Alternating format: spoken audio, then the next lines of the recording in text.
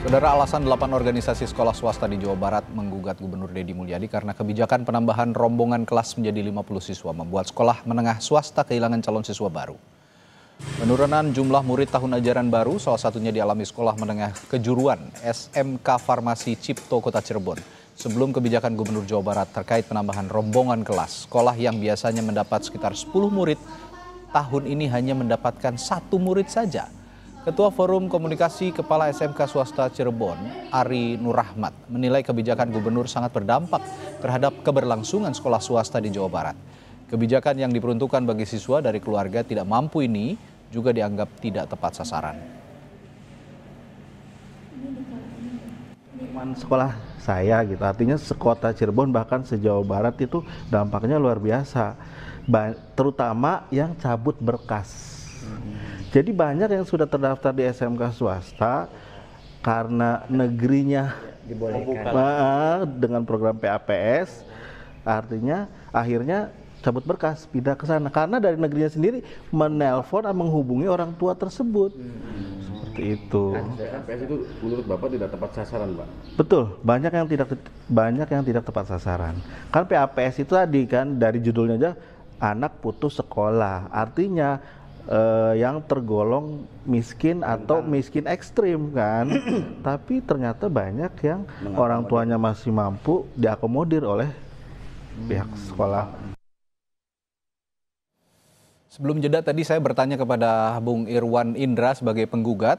Bung Indra, kalau kata Bung Jutek tadi bilang kan ini sebenarnya langkah penyelamatan gitu. Ini niatnya baik untuk menyelamatkan anak-anak putus sekolah supaya tidak putus sekolah dan bersekolah bisa gratis. Tapi di satu sisi ya saya juga paham begitu ya, banyak sekali sekolah-sekolah swasta yang terdampak. Tapi yang ingin saya tanyakan, bagaimana sebenarnya kebijakan ini secara konkret merugikan sekolah swasta terutama dalam penerimaan siswa baru? Apakah ini ujungnya hanya memang bisnis pendidikan yang terdampak? Ya, baik, terima kasih. Saya sepakat tadi disampaikan oleh rekan Jutek Bongso, memang betul. Ya, peran pemerintah dalam pendidikan itu harus lebih optimal. Tapi kita tahu bahwa penyelenggaraan pendidikan itu tidak saja negara atau pemerintah, tapi juga berbasis masyarakat. Artinya ada sekolah-sekolah swasta di mana sebelum Indonesia lahir banyak sudah berdiri kayak Taman Siswa, kemudian Pasundan di Jawa Barat dan sebagainya. Itu sudah ada. Nah, oleh karenanya ada harapan besar bagi kami, ya kan, bisa berdialog dengan penyelenggara pendidikan swasta di Jawa Barat ketika menerbitkan surat keputusan ini. Kenapa? Karena dampaknya barusan juga tadi sudah disampaikan oleh salah satu kepala sekolah di Kota Cirebon, apalagi di kota-kota yang lain. Temanya itu adalah pencegahan anak putus sekolah, ya kan, ke jenjang pendidikan menengah di Provinsi Jawa Barat. Artinya bagi mereka yang tidak mampu dan sebagainya. Harapan besar kami sih sebetulnya kita bisa bekerja sama, berkolaborasi dengan stakeholder pendidikan swasta, ya pemerintah. Karena kita juga membangun sumber daya manusia. Artinya infrastrukturnya kita sudah cukup mumpuni. Contoh di Provinsi DKI itu, gubernurnya bisa bekerja sama dengan penyelenggara pendidikan sekolah swasta yang ada di wilayah DKI. Tapi sekolah-sekolah swasta ini juga berevolusi ya, Bung Irwan ya? Iya. Menyesuaikan dengan zaman gitu. Menyesuaikan dengan keadaan, kan begitu poin. Oke, baik.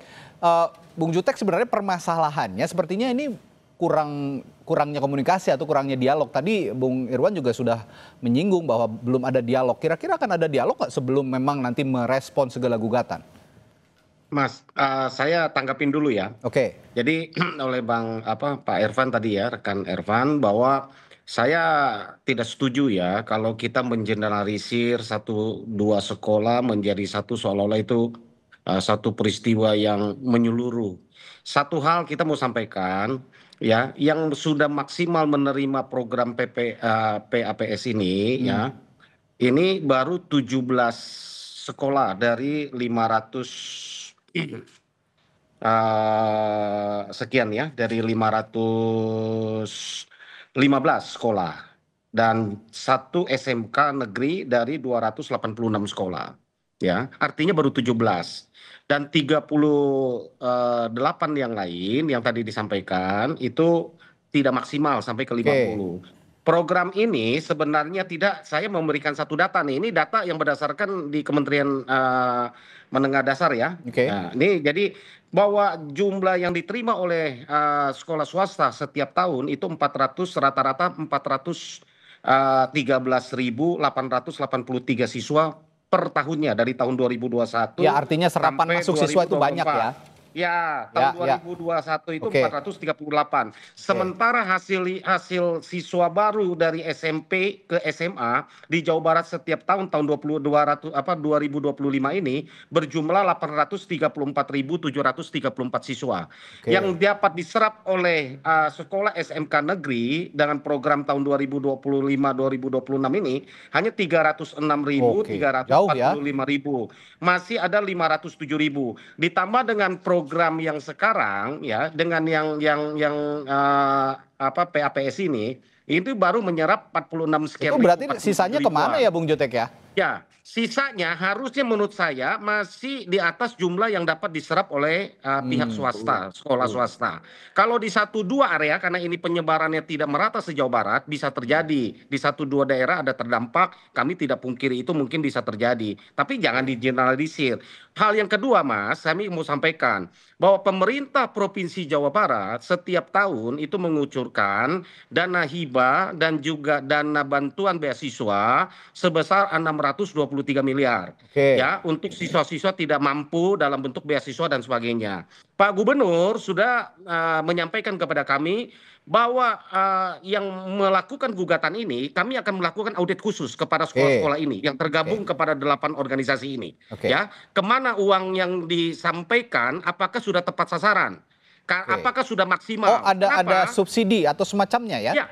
Iya. Kenapa? Ternyata jumlah siswa yang terancam putus sekolah ini setiap tahun tidak berkurang. Padahal pemerintah provinsi di luar dana BOS mengucurkan dana yang begitu besar.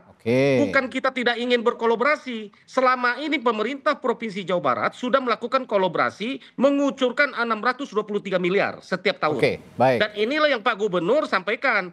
Kami akan lakukan, katanya Pak Gubernur sampaikan, kami akan lakukan, pemerintah ya provinsi akan lakukan audit khusus kepada sekolah-sekolah yang mengatakan terdampak. Betul nggak terdampak? Apa yang dipakai digunakan tepat sasaran nggak? Nyatanya data anak putus sekolah ini tidak berkurang di Jawa Barat. Dengan situasi itu Mas, makanya pemerintah Provinsi Jawa Barat ya kan mengambil langkah tadi, PAPS tadi, ya program tadi. Kemudian kalau tadi ditanya, apakah ada ruang komunikasi? Ya kan tadi ditanya, apakah ada ruang komunikasi? Ya kan? Kami membuka ruang komunikasi. Ya, kami sampaikan. Ya, apa sih tujuannya? Hayu kita sama-sama. Tujuannya kita ingin mencerdaskan bangsa kan? Sama-sama kan? Oh ini ada problem loh. 199.000 anak tidak mampu. Baik Pak Jutek, saya tangkap apa yang sudah Anda paparkan. Terakhir saya ke Pak Lalu. Pak Lalu, tadi Pak Jutek juga sudah mengatakan bahwa ada ada dispute sepertinya, ada kucuran dana, ada bantuan kepada pihak swasta, sekolah swasta, tapi yang belum terakomodir atau digunakan dengan baik.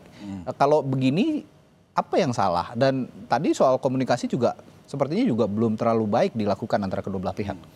Jadi gini, memang di Undang-Undang Nomor 20 Tahun 2003 itu jelas bahwa mandatory spending untuk pendidikan sebesar 20%. Itu dari APBN dan dari APBD. Tadi dari kuasanya Pak Pemprov Jabar itu menyatakan bahwa Pemprov Jabar sudah melaksanakan. Ya, artinya yang disampaikan tadi itu adalah mandatory spending yang 20% itu untuk membantu pendidikan tidak hanya di negeri tetapi di swasta. Nah itu kita sepakat. Tapi yang kedua yang ingin saya katakan bahwa ini kan dua-duanya punya niatan baik. Ingin mencerdaskan anak bangsa. Bagi saya, ya silahkan aja. Sekarang kita selesaikan masalah ini dengan kekeluargaan. Kita duduk bareng, kita cari solusi yang terbaik. Alih-alih saling menyalahkan gitu ya? Iya, nggak usah kita. Ini kan kepentingan kita adalah bagaimana pertama menghilangkan angka putus sekolah yang ada di Pemprov Jabar. Pemprov Jabar sudah melaksanakan dengan salah satunya adalah menambah rombel. Kemudian saya juga tadi dapat informasi bahwa Kang Deddy akan tahun 2026 membangun 100 sekolah. Nah, itu salah satu cara. Kemudian yang kedua, jangan lupa juga bahwa di Jawa Barat ada sekolah-sekolah swasta yang memang berada di bawah binaan Pemprov Jawa Barat. Ini juga harus diakomodir. Nah, bagi saya karena ini tujuannya sama ya maka kita duduk bareng aja. Ayo kita diskusikan jalan keluarnya dan jangan ada yang dirugikan. Itu aja. Ya, alih-alih saling menyalahkan ya begitu, bahwa Bapak mungkin saran dari Pak Halu juga harus didengar bahwa komunikasi yang baik sebenarnya harus dijalin antar kedua belah pihak sebelum lebih lanjut menanggapi soal gugatan-gugatan ini. Baik, terima kasih Pak Irwan, Pak Jutek Bongso dan juga Pak Lalu sudah Kami menanggapi bisa. Ya, sedikit saja, singkat saja, waktunya sudah habis. Singkat saja, silakan. Oke. Ya, silakan Mas Irwan. Kami dari penyelenggara pendidikan sekolah swasta sepakat tuh. Ya, kami sepakat tuh adanya audit dan sebagainya. Karena tiap tahun juga harus audit. Termasuk juga sekolah negeri, ya kan? Harus diaudit juga. Apalagi infrastruktur, RKB, dan sebagainya. Itu saja sih sebetulnya. Tiap tahun juga kami... Ya, berarti audit juga sudah sering dilakukan ya. Dan itu tidak pernah ada masalah berdasarkan catatan Anda. Tahun itu berkala. Ya, intinya soal komunikasi tadi yang saya bilang. Baik, terima kasih Bung Irwan, Bung Jutek, dan juga Pak Lalu sudah hadir di Sapa Indonesia Malam hari ini. Sampai jumpa lagi, saya selalu selamat malam.